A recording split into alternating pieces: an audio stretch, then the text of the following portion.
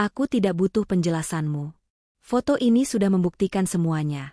Bentaknya sambil membanting bukti itu ke meja. Aku hanya bisa terpaku. Menatap wajah suamiku yang dulu bersumpah akan melindungiku, kini justru menjadi orang pertama yang menghakimiku tanpa belas kasihan. Namun di tengah kepungan fitnah yang nyaris sempurna, aku sudah siapkan rahasia yang akan membalikkan keadaan. Sebelum lanjut jangan lupa absen dulu ya. Kali ini aku pengen tahu kalian nontonnya dari kota mana aja. Tulis di kolom komentar, siapa tahu ada yang satu kota, atau malah ketemu teman baru dari berbagai daerah di Indonesia bahkan luar negeri. Dan seperti biasa, kalau kalian suka dengan konten di channel ini, jangan lupa tekan tombol like sebagai bentuk dukungan kalian. Tinggalkan komentar ya, biar aku tahu pendapat kalian dan bisa bikin konten yang lebih seru lagi ke depannya. Tentunya subscribe, karena sangat penting agar channel ini bisa terus berkembang, dan menghadirkan konten-konten yang makin bermanfaat serta menghibur buat kalian semua. Lantai semen di ruang interogasi kantor polisi ini, terasa seperti es yang merambat masuk melalui pori-pori kulitku. Aku sudah duduk di sini selama 4 jam, namun rasa dinginnya tidak kunjung hilang, malah makin menusuk tulang. Di hadapanku Mas Aris duduk dengan punggung tegak dan rahang yang mengeras. Aku selalu memuja ketegasan wajah itu. Namun hari ini ketegasan tersebut berubah menjadi pedang yang siap membelah hatiku. Dia tidak mengucapkan satu patah kata pun sejak kami sampai. Hanya ada deru napasnya yang berat dan suara detak jam dinding yang terdengar sangat berisik di tengah kesunyian yang mencekam. Aku mencoba mencari sisa-sisa kasih sayang di matanya, namun yang kutemukan hanyalah sorot mata asing yang dipenuhi kekecewaan mendalam. Seolah-olah semua kenangan manis selama 2 tahun pernikahan kami telah menguap begitu saja, digantikan oleh satu label yang kini melekat padaku, pengkhianat. Suasana semakin berat ketika seorang penyidik meletakkan sebuah amplop coklat besar di atas meja kayu yang bopeng itu. Dengan gerakan perlahan namun pasti, Mas Aris mengeluarkan isinya. Foto-foto beresolusi rendah itu berserakan di depanku. Di sana terlihat sosok wanita dengan postur tubuh yang sangat mirip denganku, mengenakan jaket yang juga kupunya, sedang berdiri di sudut area parkir yang remang-remang. Wanita itu menyerahkan sebuah benda berbentuk map kepada seorang pria yang wajahnya sengaja disamarkan. Pria itu adalah perwakilan dari PT Cakrawala, perusahaan saingan terbesar yang selama 10 tahun ini menjadi musuh bebuyutan keluarga Mas Aris. Aku tidak pernah ke sana, Mas. Pada malam itu aku sedang di rumah menunggumu pulang, ucapku dengan suara yang nyaris hilang. Namun Mas Aris hanya menunjuk jam digital di sudut foto itu, pukul 22.00 waktu Indonesia Barat. Malam itu Mas Aris memang pulang terlambat karena rapat darurat, dan aku tidak memiliki saksi satupun untuk membuktikan bahwa aku benar-benar ada di kamar kami. Mas Aris akhirnya bersuara, namun suaranya terdengar seperti parutan yang kasar. Dia bertanya tentang kode akses brankas di ruang kerjanya yang hanya diketahui oleh kami berdua. Desain proyek Stadion Nasional, yang merupakan proyek terbesar dalam sejarah perusahaan keluarganya, telah bocor ke tangan kompetitor hanya dalam waktu semalam setelah desain itu difinalisasi.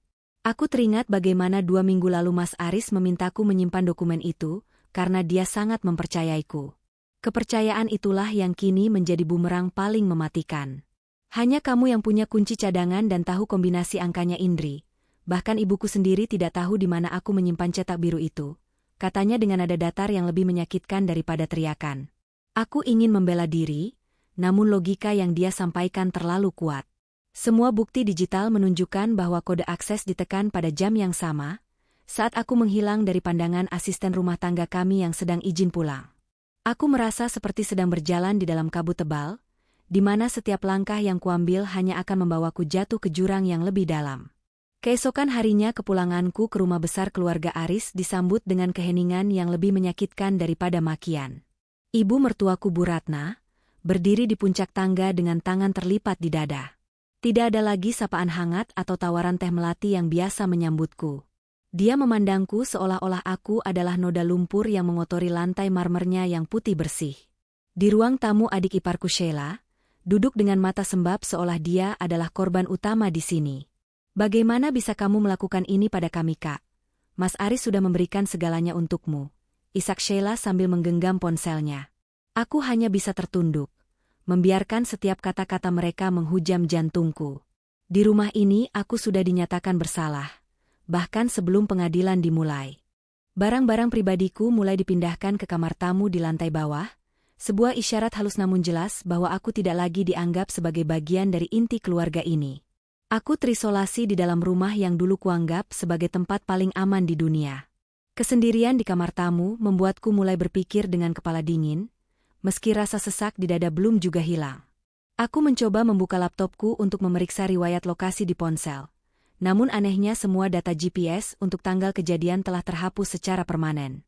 Bahkan akun penyimpanan awanku menunjukkan adanya aktivitas masuk dari perangkat asing yang tidak kukenali. Seseorang telah masuk ke dalam sistem pribadiku dan menghapus jejak keberadaanku malam itu. Rasa takut yang awalnya melumpuhkanku kini berubah menjadi kecurigaan yang samar. Aku mulai mengingat detail-detail kecil yang selama ini kuabaikan, pintu ruang kerja yang sedikit terbuka saat aku lewat, atau aroma parfum pria yang tidak kukenali di lorong belakang rumah beberapa hari sebelum kejadian. Aku sadar bahwa aku bukan hanya sedang dituduh, tetapi aku sedang dijebak dalam sebuah skenario yang disusun dengan sangat rapi dan teliti. Masalahnya, siapa yang begitu membenciku hingga tega menghancurkan hidup dan pernikahanku hanya untuk sebuah proyek bangunan? Pertanyaan tentang siapa yang tega menjebakku terus berputar di kepala. Namun mencari jawaban di rumah ini terasa seperti berjalan di atas hamparan duri.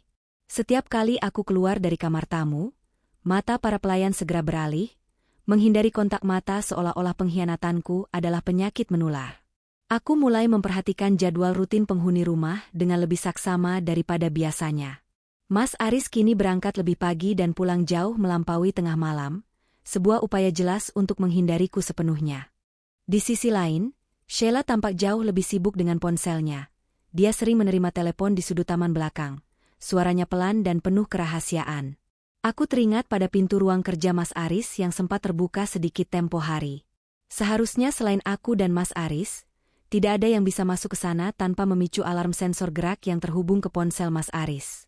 Namun jika pelakunya adalah orang yang tahu cara kerja sistem keamanan rumah ini, maka alarm itu bisa dimatikan dengan mudah selama beberapa menit.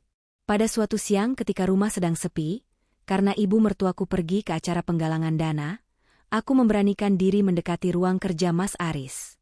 Jantungku berdegup kencang bukan karena aku merasa bersalah, tapi karena aku takut tertangkap dan semakin memperburuk keadaan. Aku hanya ingin mencari tahu apakah ada jejak fisik yang tertinggal. Saat aku menyentuh gagang pintu, aku menyadari bahwa sidik jariku masih terdaftar di sistem kunci elektronik. Namun ada goresan halus di sekitar panel sensor, seperti bekas congkelan benda tajam yang sangat tipis. Aku masuk ke dalam, dan aroma parfum maskulin yang sempat kuhirup di lorong itu kembali tercium, meski sangat tipis, tertutup oleh aroma pengharum ruangan otomatis. Lalu aku memeriksa meja kerja Mas Aris yang tertata rapi. Tidak ada yang hilang, namun letak foto pernikahan kami di sudut meja sedikit bergeser. Biasanya Mas Aris meletakkannya sejajar dengan tepi meja, tapi sekarang posisinya agak miring ke arah kursi tamu. Seseorang telah duduk di sana dalam waktu yang cukup lama, memperhatikan foto itu, atau mungkin menunggu sesuatu. Aku berlutut di bawah meja, mencari tahu apakah ada sesuatu yang jatuh atau disembunyikan di sana. Jemariku meraba karpet tebal itu hingga ke sudut yang gelap, dekat kabel-kabel komputer. Aku menemukan sebuah tutup ballpoint berwarna hitam dengan logo merek terkenal yang harganya cukup mahal. Aku tahu pasti Mas Aris tidak memakai merek ini, dia selalu setia dengan ballpoint pemberian almarhum ayahnya, begitu juga denganku. Aku menyimpan tutup ballpoint itu di saku bajuku, merasa ini adalah kepingan teka-teki pertama yang berhasil kutemukan.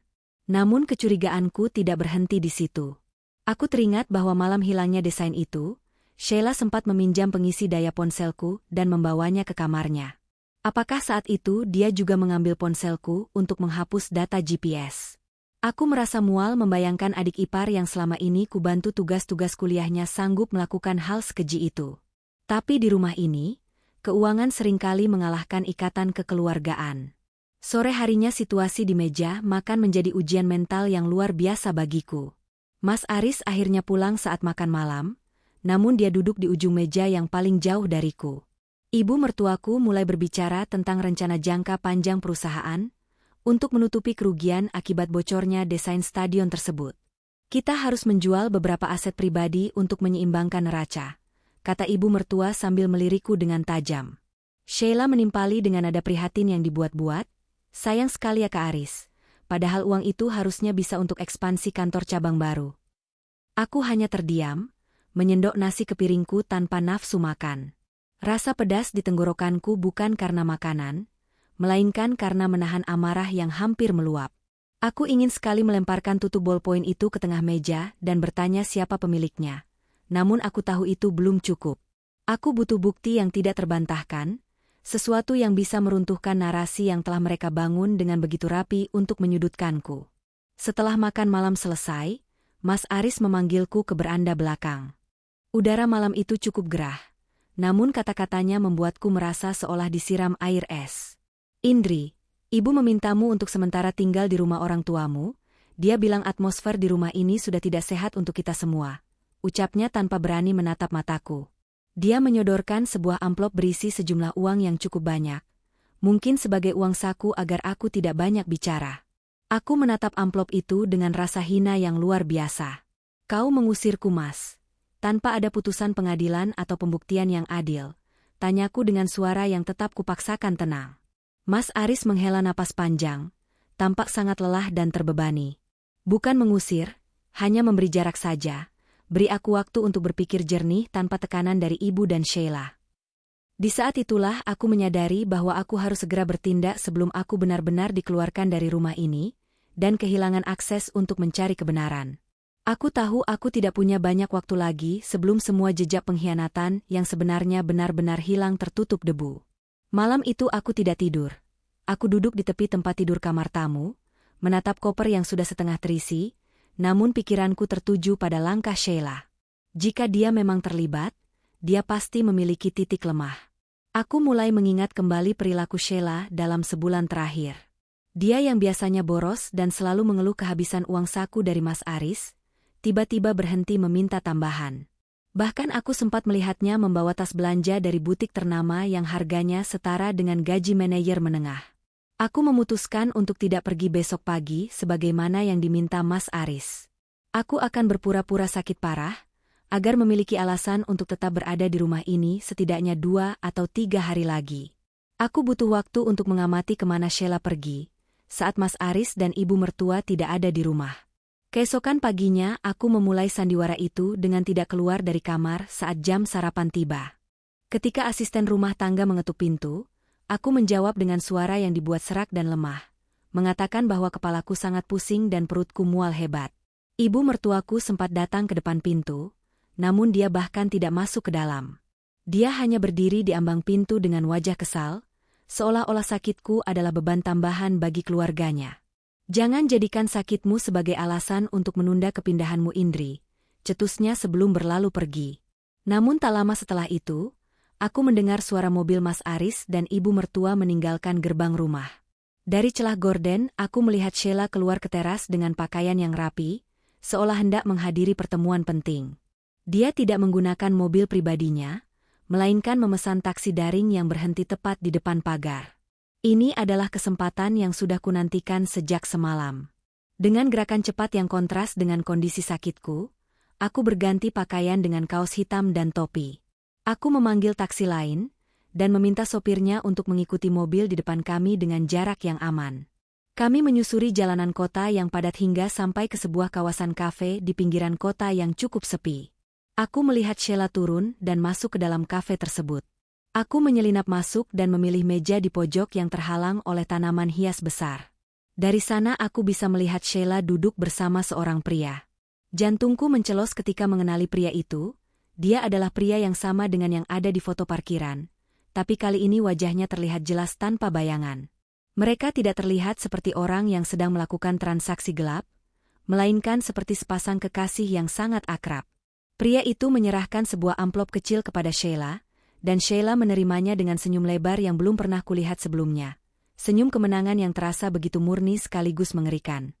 Aku berusaha mendekat sedikit lagi, berpura-pura sedang melihat menu di dekat meja mereka, agar bisa mendengar percakapan itu.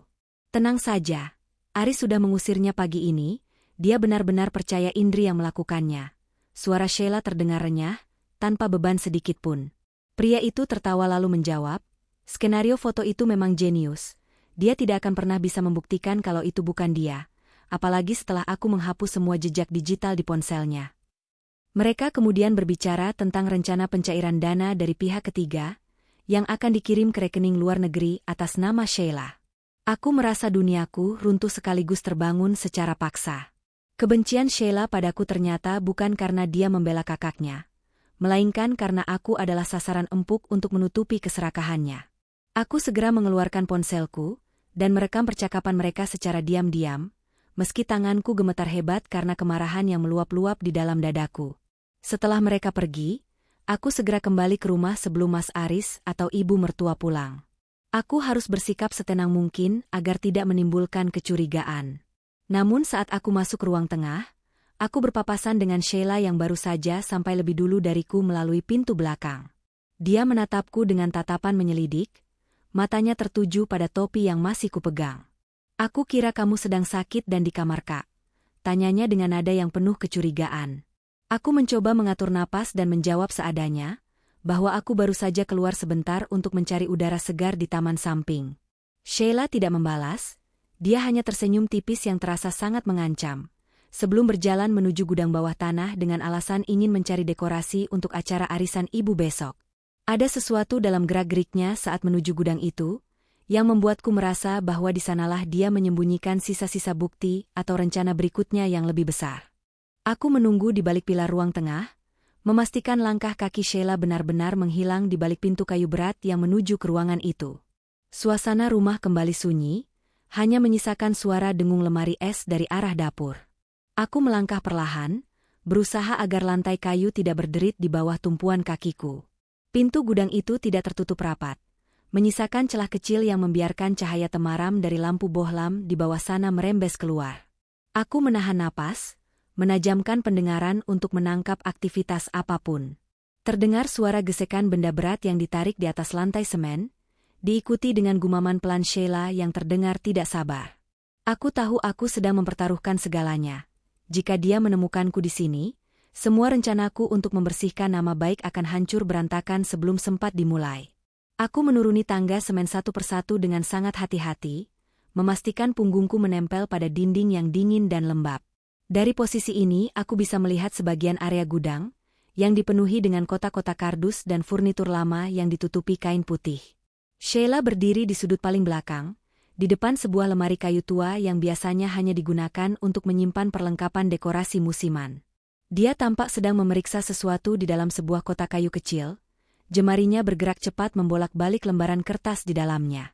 Cahaya lampu yang bergoyang membuat bayangannya tampak raksasa di dinding, menambah kesan mencekam di ruangan yang pengap ini. Aku melihatnya mengeluarkan sebuah ponsel lama yang layarnya menyala terang, memantulkan cahaya ke wajahnya yang kini tampak sangat serius. Dia mengetikkan sesuatu dengan cepat, lalu menghela napas panjang seolah baru saja menyelesaikan tugas yang sangat berat. Tiba-tiba ponsel di saku celanaku bergetar karena sebuah pesan masuk. Suaranya tidak keras, namun di tengah kesunyian gudang bawah tanah, getaran itu terdengar seperti ledakan di telingaku. Sheila tersentak dan langsung menoleh ke arah tangga. Matanya menyipit mencoba menembus kegelapan di mana aku berdiri. "Siapa di sana?" teriaknya dengan nada suara yang meninggi karena cemas. Aku segera mematung, merapatkan tubuh ke balik tumpukan kursi kayu yang berdebu, berdoa agar detak jantungku yang kencang tidak terdengar olehnya. Sheila melangkah maju beberapa tindak, tangannya meraih sebuah senter besar yang terletak di atas meja kerja lama. Sinar senter itu mulai menyapu ruangan, melewati tumpukan kardus dan nyaris mengenai ujung sepatuku. Aku memejamkan mata, bersiap untuk kemungkinan terburuk. Namun kemudian terdengar suara kucing peliharaan ibu mertuaku, si belang yang melompat jatuh dari tumpukan kain di sudut lain. Sheila mengembuskan napas lega, dan mengumpat pelan saat melihat kucing itu berlari melewati kakinya menuju tangga. "Sialan, ternyata cuma kucing," gumamnya pelan. Dia mematikan senternya dan kembali ke lemari tua itu, namun kali ini dia tampak terburu-buru. Dia memasukkan kembali ponsel lama dan kertas-kertas itu ke dalam kotak kayu, lalu menyembunyikannya jauh di bagian belakang rak, di balik tumpukan kain dekorasi yang sudah sangat berdebu dan jarang disentuh. Dia mengunci lemari itu, menggantungkan kuncinya di sebuah paku tersembunyi di sisi samping lemari, lalu berjalan cepat menuju tangga. Aku segera merangkak masuk ke celah sempit di antara dua lemari besar, menahan napas sampai dadaku terasa sakit saat Sheila berjalan melewatiku. Harum parfumnya yang menyengat sempat tertinggal di udara, sebelum suara langkah kakinya menghilang di lantai atas diikuti suara pintu gudang yang tertutup rapat. Setelah memastikan suasana benar-benar aman, aku keluar dari tempat persembunyianku dengan tubuh yang gemetar karena sisa ketegangan. Aku segera menuju lemari tua yang tadi diperiksa oleh Sheila. Tanganku meraba sisi samping lemari dan menemukan kunci yang dia sembunyikan. Dengan tangan yang masih sedikit gemetar, aku membuka pintu lemari itu. Aroma debu dan kayu lapuk langsung menusuk hidungku. Aku menyingkirkan tumpukan kain bludru merah yang biasa digunakan untuk alas meja pesta, dan di sanalah kotak itu berada. Sebuah kotak kayu kecil dengan ukiran sederhana yang tampak tidak mencolok. Namun di dalamnya tersimpan bukti yang akan menghancurkan hidup Sheila sekaligus menyelamatkanku. Aku mengambil kotak itu dan membawanya ke bawah cahaya lampu bohlam yang remang-remang. Saat penutupnya terbuka, aku melihat ponsel lama yang tadi digunakan Sheila, beberapa kartu SIM, dan sebuah buku catatan kecil. Inilah barang yang selama ini kucari, bukti fisik yang tidak bisa dibantah oleh manipulasi digital manapun. Aku menarik napas panjang untuk menenangkan diri sebelum membuka buku catatan kecil bersampul kulit kusam itu. Di halaman pertama tidak ada nama, hanya deretan angka yang setelah kuamati adalah koordinat bank dan nomor rekening luar negeri yang asing bagiku. Namun semakin aku membalik halamannya, tulisan tangan Sheila yang sangat khas mulai terlihat jelas. Dia mencatat setiap detail rencana dengan sangat rapi, mulai dari kapan dia mengambil kunci cadangan brankas Mas Aris, hingga bagaimana dia mengatur pertemuan di parkiran itu. Ada satu baris kalimat yang membuat dadaku terasa seperti dihantam godam. Indri adalah variabel yang paling mudah disingkirkan, dia terlalu percaya pada keluarga ini, dan Aris terlalu mudah percaya. Kalimat itu bukan sekadar rencana, melainkan penghinaan terhadap ketulusanku selama menjadi bagian dari keluarga mereka. Aku terus membaca dengan teliti, mencoba memahami jaringan orang-orang yang terlibat dalam penghancuran karir Mas Aris. Di dalam buku itu terlampir potongan kecil kwitansi pembayaran untuk seorang teknisi IT lepas, yang bertugas meretas akun awanku dan menghapus semua jejak GPS pada malam kejadian. Ternyata pria di kafe tadi bukan hanya sekadar kekasih, melainkan otak di balik koneksi ke PT Cakrawala. Sheila memberikan desain proyek stadion itu bukan karena dia butuh uang untuk sekadar belanja mewah, tetapi karena dia telah menjanjikan komisi besar kepada kekasihnya untuk membangun bisnis baru di luar negeri. Setiap transaksi tercatat dengan tanggal yang presisi, termasuk aliran dana masuk yang disamarkan sebagai hibah atau hadiah. Aku menyadari bahwa ini bukan sekadar pencurian satu proyek, melainkan upaya sistematis untuk menguras aset perusahaan keluarga Aris secara perlahan namun pasti. Selain buku catatan, aku beralih ke ponsel lama yang tersimpan di dasar kotak. Ponsel itu tidak terkunci, seolah Sheila merasa tempat persembunyian ini sudah sangat aman. Aku membuka galeri dan menemukan folder tersembunyi berisi rekaman video pendek. Dalam salah satu video, aku melihat Sheila sedang tertawa di dalam mobil bersama pria itu, sambil memegang map berisi desain asli proyek stadion. Lihat ini, Kak Aris pasti akan mengamuk saat tahu desainnya bocor, tapi dia akan terlalu sibuk menyalahkan istrinya yang ceroboh itu, ucap Sheila dalam rekaman tersebut dengan nada penuh kemenangan. Ada juga foto-foto diriku yang diambil secara sembunyi-sembunyi saat aku sedang tidur atau sedang memasak, yang kemudian diedit sedemikian rupa untuk menciptakan kesan bahwa aku sering keluar rumah secara rahasia. Semua kepingan ini menjelaskan mengapa bukti-bukti yang diajukan ke polisi tempo hari terlihat begitu meyakinkan. Aku terduduk di lantai semen yang dingin, memeluk kotak itu erat-erat di dadaku. Ada rasa lega yang luar biasa karena akhirnya aku memegang kebenaran, namun di sisi lain, ada ketakutan yang merayap. Aku tahu bahwa menunjukkan bukti ini secara gegabah bisa sangat berbahaya. Jika Sheila tahu aku telah menemukan kotaknya, dia bisa saja melakukan tindakan nekat atau menghilangkan bukti ini sebelum aku sempat menunjukkannya kepada Mas Aris. Aku teringat pada wajah Mas Aris yang dingin dan penuh kebencian di ruang interogasi. Apakah dia akan langsung percaya padaku setelah semua fitnah yang tertanam di kepalanya? Ataukah dia akan menganggap bukti ini sebagai upaya terakhirku untuk memanipulasi keadaan? Aku harus menyusun strategi yang matang. Aku tidak bisa hanya menyerahkan kotak ini.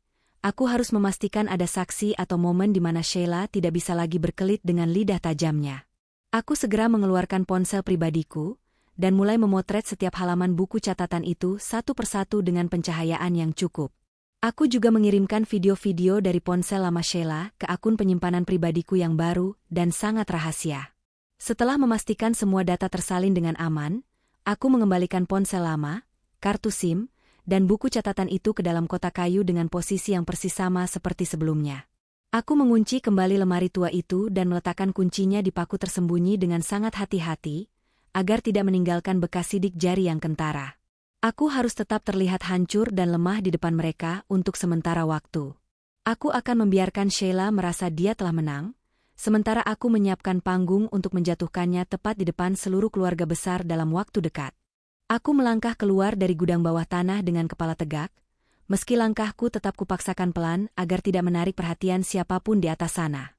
Begitu sampai di kamar tamu, aku segera mengunci pintu dan terduduk lemas di balik daun pintu. Jantungku masih berdegup kencang, namun ada ketenangan baru yang mulai tumbuh di dalam diriku. Aku harus mulai bersandiwara lebih rapi daripada Sheila. Aku sengaja mengacak sedikit rambutku dan membasuh wajah agar terlihat seperti habis menangis hebat. Sebuah citra yang diharapkan oleh penghuni rumah ini. Ketika jam menunjukkan pukul 7 malam, aku keluar untuk mengambil minum di dapur, berpapasan dengan ibu mertua yang sedang duduk di ruang makan. Aku hanya menunduk dalam, tidak mengeluarkan suara, dan membiarkan dia menatapku dengan tatapan merendahkan yang biasa dia berikan. Aku harus terlihat seperti seseorang yang sudah menyerah pada nasib, agar mereka menurunkan kewaspadaan di saat-saat terakhir ini. Malam itu Mas Aris pulang lebih awal dari biasanya. Dia tampak sangat lelah dengan lingkaran hitam yang jelas di bawah matanya. Aku mendengarnya berbicara dengan ibu mertua di ruang tengah, tentang pertemuan keluarga besar yang akan diadakan besok siang untuk membahas masa depan perusahaan. Ini adalah kesempatan yang sempurna. Sheila juga ada di sana. Dia dengan antusias mengusulkan agar pertemuan itu dilakukan di rumah ini saja agar lebih privat. Kita harus segera memutuskan status Indri secara resmi di depan para paman Mas. Tidak baik menggantung masalah ini terlalu lama. Suara Sheila terdengar sangat meyakinkan, penuh dengan kepura-puraan tentang martabat keluarga.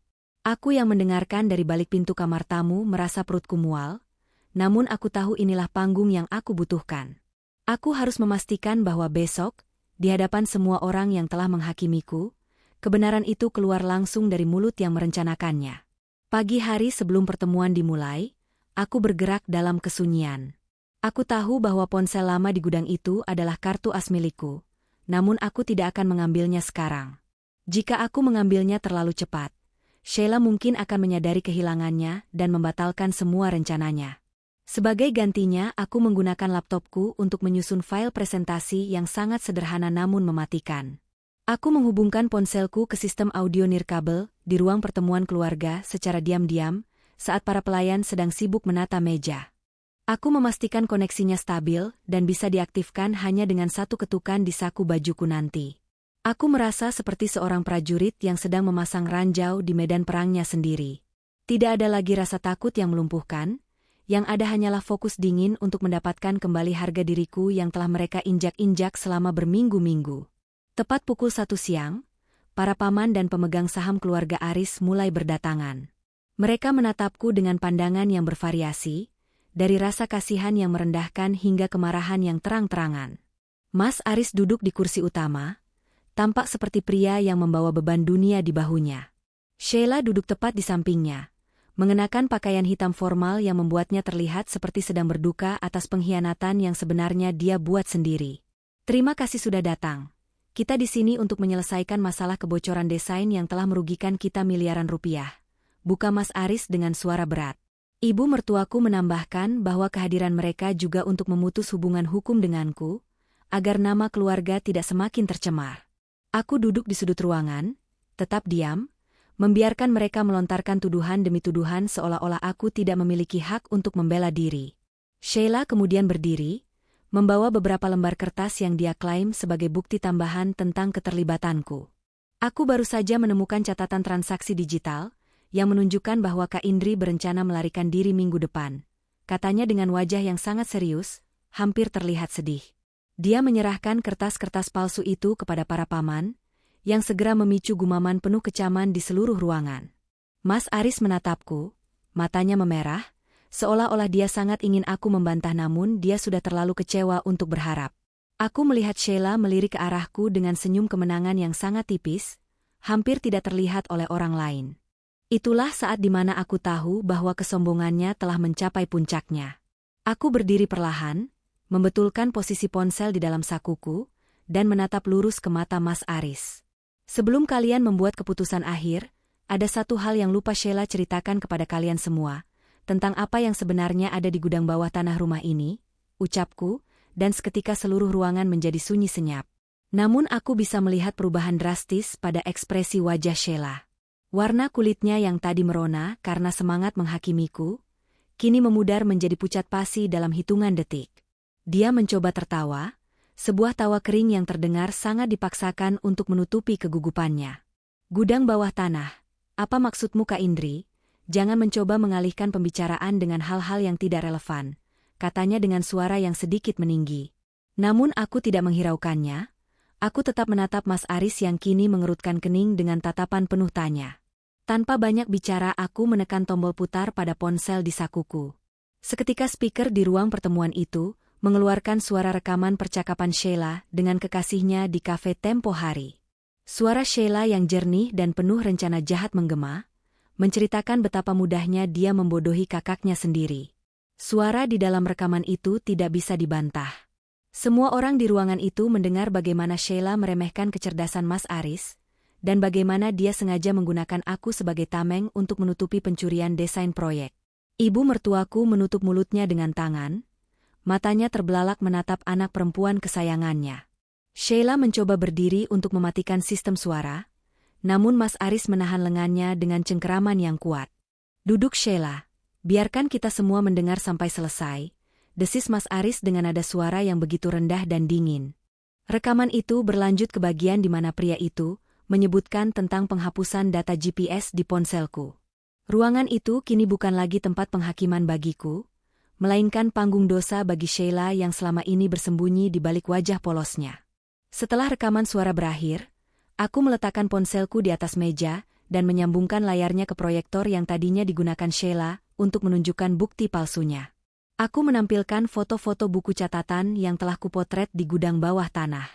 Jika kalian masih butuh bukti fisik, silakan pergi ke gudang bawah tanah. Di balik lemari tua, di belakang tumpukan kain merah ada kotak kayu kecil. Kuncinya ada di paku tersembunyi di sisi lemari, ucapku dengan tenang namun tegas. Mas Aris tidak menunggu lama, dia segera memberi isyarat kepada dua orang kepercayaannya untuk pergi mengecek ke bawah. Selama beberapa menit menunggu, tidak ada yang berani berbicara. Sheila hanya bisa menunduk, tubuhnya gemetar hebat, dan dia mulai menangis sesenggukan. Namun kali ini tidak ada satupun orang di ruangan itu yang merasa kasihan padanya. Dua orang kepercayaan Mas Aris kembali dengan membawa kotak kayu yang persis seperti yang kujelaskan, lalu mereka meletakkannya di depan Mas Aris. Dengan tangan yang sedikit gemetar, Mas Aris membuka kotak itu dan mengeluarkan buku catatan serta ponsel lama di dalamnya. Dia membolak-balik halaman buku itu dengan cepat, membaca setiap detail aliran dana dan rencana busuk yang tertulis di sana. Keheningan di ruangan itu terasa sangat menekan, hingga suara helaan napas Mas Aris terdengar begitu berat. Dia kemudian menatap Sheila dengan pandangan yang paling menyakitkan yang pernah kulihat, sebuah kombinasi antara amarah yang meledak dan kekecewaan yang tak terlukiskan. Jadi selama ini adikku sendiri yang ingin membangkrutkanku, dan kau membiarkan istriku dihina seperti sampah demi menutupi kelakuanmu? Tanya Mas Aris dengan suara yang bergetar karena emosi. Sheila jatuh bersimpuh di lantai, mencoba memeluk kaki Mas Aris sambil memohon ampun. Aku hanya butuh uang Mas, kalian selalu punya segalanya. Sedangkan aku harus selalu meminta-minta, teriaknya histeris, sebuah pengakuan yang akhirnya memutus semua keraguan yang tersisa di benak para paman dan pemegang saham. Ibu mertuaku hanya bisa menangis diam-diam, menyadari betapa dia telah salah menilai orang selama ini. Aku berdiri dari kursiku, merasa beban berat yang selama ini menghimpit dadaku perlahan-lahan terangkat. Tidak ada rasa puas yang melonjak seperti yang kubayangkan sebelumnya, yang ada hanyalah rasa lelah yang luar biasa. Aku menatap Mas Aris yang kini menunduk lesu, lalu aku menatap ke arah pintu keluar. Kebenaran sudah terungkap, namun luka yang mereka buat tidak serta-merta hilang hanya karena kotak kayu itu ditemukan. Mas Aris perlahan bangkit dari kursinya, melangkah mendekatiku dengan bahu yang tampak meluruh. Ruangan yang tadinya penuh dengan bisikan kebencian kini berubah menjadi canggung dan penuh rasa bersalah. Beberapa paman yang tadi paling keras menghujatku kini membuang muka, tidak berani menatap mataku secara langsung. "Indri, aku benar-benar minta maaf. Aku telah menjadi suami yang sangat buruk," ucap Mas Aris dengan suara yang nyaris pecah. Dia mencoba menyentuh bahuku, namun secara instingtif aku mundur satu langkah. Sentuhan yang dulu terasa seperti rumah, kini terasa asing dan dingin. Aku melihat ke arah ibu mertuaku yang masih mematung. Dia tidak mengucapkan sepatah kata pun. Hanya air matanya yang terus mengalir membasahi pipinya yang mulai berkerut. Di sudut ruangan, 2 orang petugas keamanan perusahaan yang dipanggil Mas Aris segera mengamankan Sheila. Dia tidak lagi berteriak, hanya terduduk lemas di lantai dengan tatapan kosong yang tertuju pada kotak kayu itu. Mas Aris menginstruksikan sekretarisnya untuk segera menyerahkan semua bukti fisik dan digital tersebut kepada pihak kepolisian yang sudah menunggu di luar gerbang. Skandal ini bukan lagi sekadar urusan domestik, melainkan tindak pidana korupsi dan pencurian data perusahaan yang sangat serius. Saat Sheila digiring keluar melewati pintu besar, dia sempat menoleh ke arahku. Tidak ada lagi kilatan kemenangan di matanya, hanya ada ketakutan yang mendalam. Aku tidak merasakan dendam, namun aku juga tidak merasa harus menyelamatkannya. Dia telah memilih jalannya sendiri, dan kini dia harus mempertanggungjawabkan setiap goresan tinta di buku catatan itu. Setelah ruangan mulai kosong dan para tamu meninggalkan rumah dengan perasaan tidak enak, aku kembali ke kamar tamu untuk mengambil koperku yang sudah siap sejak pagi. Mas Aris mengikutiku masuk, menutup pintu dengan perlahan seolah takut suaranya akan merusak suasana. "Kamu tidak perlu pergi, Indri. Ini adalah rumahmu. Aku akan membersihkan namamu di depan semua orang, di kantor, dan di media jika perlu," katanya dengan nada memohon yang sangat kental. Aku berhenti mengemas, menatap pakaianku yang tertata rapi di dalam koper. "Pembersihan nama itu memang hakku, Mas, dan aku menghargai usahamu untuk itu. Tapi rumah bukan sekadar bangunan, melainkan tentang siapa yang ada di dalamnya, dan bagaimana mereka saling menjaga," jawabku dengan tenang. Aku teringat bagaimana dia mengunci pintunya sendiri setiap malam, meninggalkanku sendirian dalam ketakutan dan fitnah yang mencekam. Ibu mertuaku akhirnya masuk ke dalam kamar, wajahnya yang dulu angkuh kini tampak sangat rapuh. Dia mendekat dan tanpa diduga memegang tanganku dengan kedua tangannya yang gemetar. "Indri, maafkan ibu yang sudah dibutakan oleh kasih sayang yang salah pada Sheila. Ibu mohon jangan tinggalkan Aris, dia hancur tanpa kamu," bisiknya dengan suara serak. Aku menatap wanita yang pernah kusegani itu, menyadari bahwa permintaan maafnya datang karena rasa malu dan rasa bersalah, bukan karena dia benar-benar mengerti rasa sakitku. Selama berminggu-minggu aku dianggap tidak ada, dianggap sebagai sampah yang merusak reputasi mereka. Kepercayaan yang hancur tidak bisa disambung kembali, hanya dengan pengakuan di menit-menit terakhir. Aku menarik tanganku perlahan, memberikan senyum tipis yang menandakan bahwa aku sudah memaafkan mereka. Namun aku tidak bisa melupakan bagaimana rasanya dibuang. Aku menarik resleting koperku dengan suara yang tegas di tengah keheningan kamar. Mas Aris berdiri di depan pintu, menghalangi jalanku seolah-olah tubuhnya adalah benteng terakhir yang bisa menahanku. "Beri aku satu kesempatan lagi, hanya 1 bulan untuk membuktikan bahwa aku bisa menebus kesalahanku," pintanya lagi. Aku menatap matanya dalam-dalam, mencari sosok pria yang dulu kucintai karena perlindungannya. Namun yang kulihat hanyalah pria yang gagal mempercayai istrinya sendiri di saat yang paling krusial. Kepercayaan itu seperti kaca, Mas. Kamu sudah menghancurkannya berkeping-keping. Kamu mungkin bisa merekatkannya kembali, tapi bekas retakannya akan selalu terlihat setiap kali kita bercermin, kataku lirih. Aku meletakkan tangan di pundaknya, lalu dengan lembut memintanya untuk memberi jalan agar aku bisa keluar dari rumah yang kini terasa terlalu luas dan hampa ini. Mas Aris akhirnya bergeser dengan gontai, menyadari bahwa keteguhan hatiku tidak bisa lagi digoyahkan oleh air mata atau janji-janji penebusan. Aku menarik koperku melewati lorong marmer yang dingin, tempat di mana dulu aku sering berjalan dengan tawa, kini hanya menyisakan gema langkah kakiku sendiri.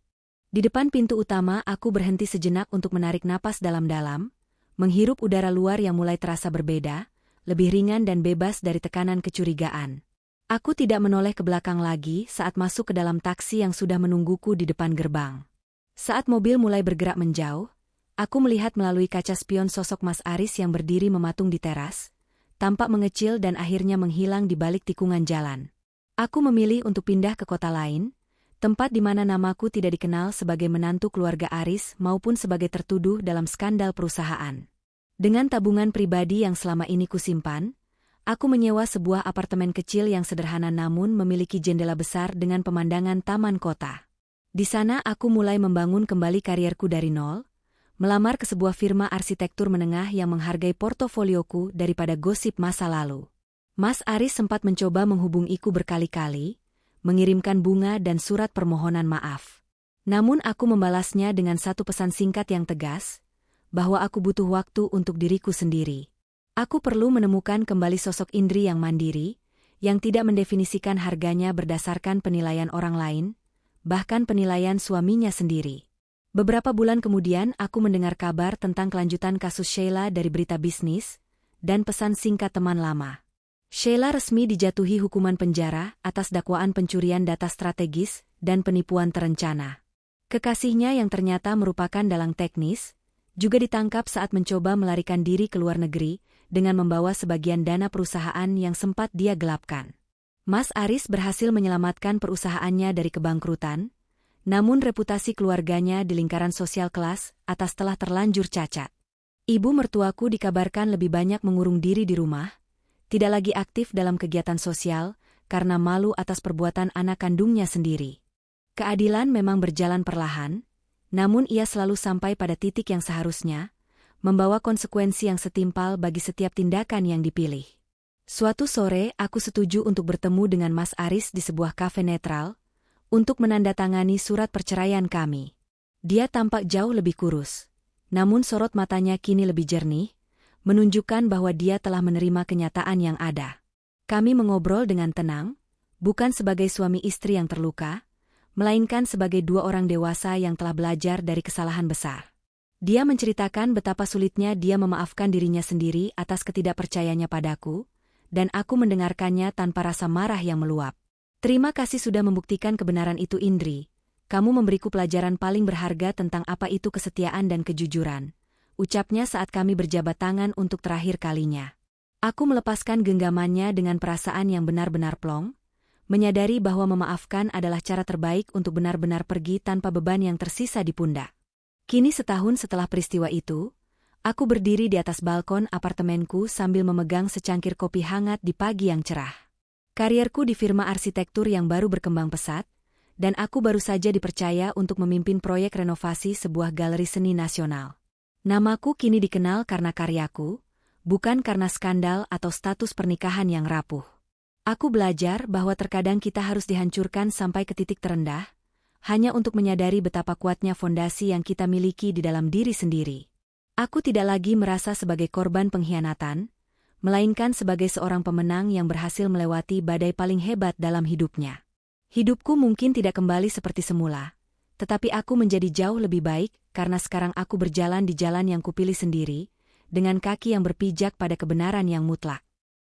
Kisah perjalanan Indri memberikan pelajaran mendalam, bahwa kepercayaan adalah fondasi yang sangat rapuh jika tidak dibarengi dengan pengenalan karakter yang kuat. Dalam hubungan apapun, baik pernikahan maupun keluarga, bukti fisik yang terlihat oleh mata seringkali bisa dimanipulasi. Namun rekam jejak integritas seseorang selama bertahun-tahun, seharusnya menjadi pembela utama yang tidak mudah goyah oleh fitnah. Pelajaran berharga lainnya adalah tentang pentingnya memiliki kemandirian dan keteguhan prinsip.